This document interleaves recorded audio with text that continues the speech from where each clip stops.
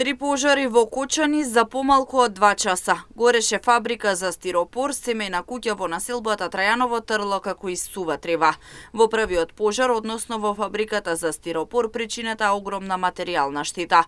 Пожарот избувнал околу пладне, а интервенирале 4 противпожарни возила со 12 пожарникари.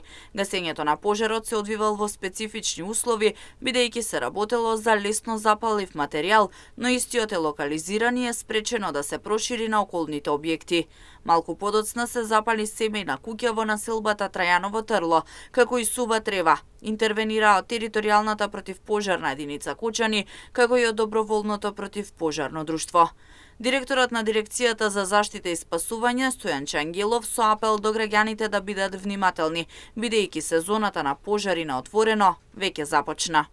Ја користам ова прилика да упатам апел до поголемиот дел македонски граѓани кои што имат своји викендици или стари куќи по преубавите, но делумно напуштени или целосно напуштени села, да се погрижат за нивните дворови. Во Валандовско постоеше опасност да изгорат неколку куќи во кои што се уште живеат луѓе.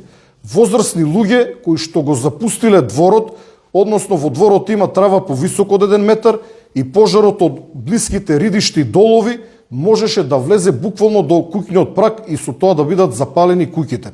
Апелирам до граѓаните, нека искосат тревата, оние кои што имат можности со трактор, мотокултиватор, нека ги изорат сопствените дворови. Ниту еден пожар не може да премине неколку метри бришан простор на кој што нема трева, на кој што нема грвнушки.